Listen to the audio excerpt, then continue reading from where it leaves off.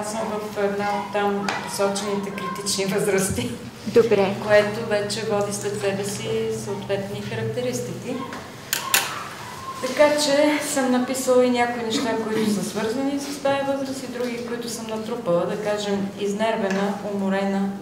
Добре. Намирам, че в момента до някъде и така се чувствам. Иначе се стремя да съм толерантна, коректна, отзивчива, придирчива към децата, не приемам диктаторски отношения, взискателна, смятам, че съм дисциплинирана, натрупала съм опит, работя с желание и преди всичко са децата на преден план, никакви други норми не ме движат в работата.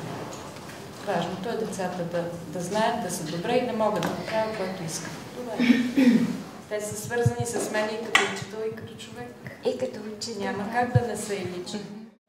Смятам, че съм професионалист. Добра, внимателна, емоционална, старателна, взискателна, толерантна, обичаща, разумна, изпълнителна, справедлива, стриктна, съобразителна и вярвам в учениците. Техните възможности.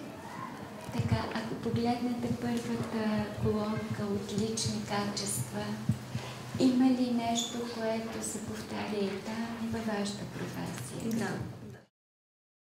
Обичам децата, работя любимата си работа, разбираща същността на всяко дете, творец, търсеща пътя към всяко дете, провокирам детето да се развива самостоятелно, помагам на децата да се освободят от страха да грешат, мотивирам твореца във всяко дете, стремя се всяко дете да изграда вяра в себе си, грижовна, добронамерена, търсеща, обичаща.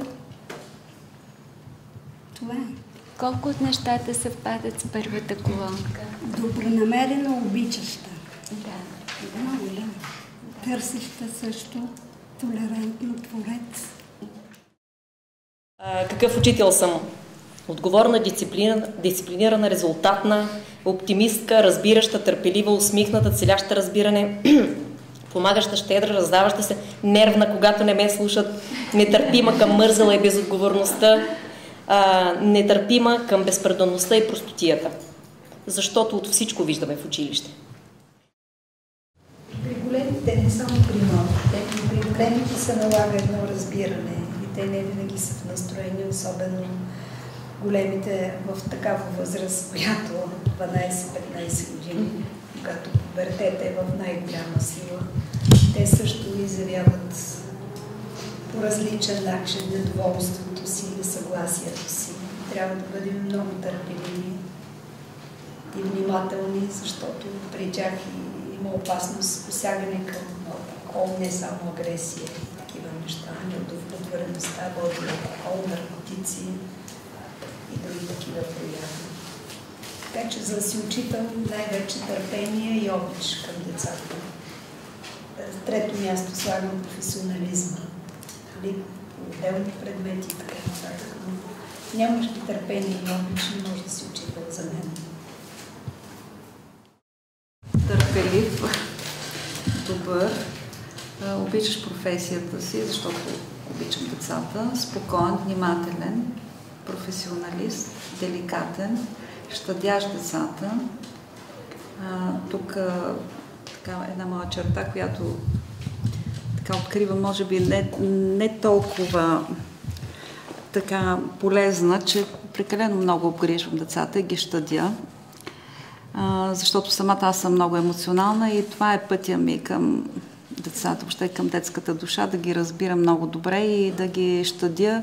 В същото време изисквам, но това е основата ми, е да гледам на детето като нещо, което наистина има нужда от помощ и от подкрепа. Като тази моя черта, емоционалност, така играе доминираща роля. Приятелски настроен, всеотдаен, обгрижващ и в същото време за мен съм доволна, че в същото време съм взискателна и дисциплинирана като учител.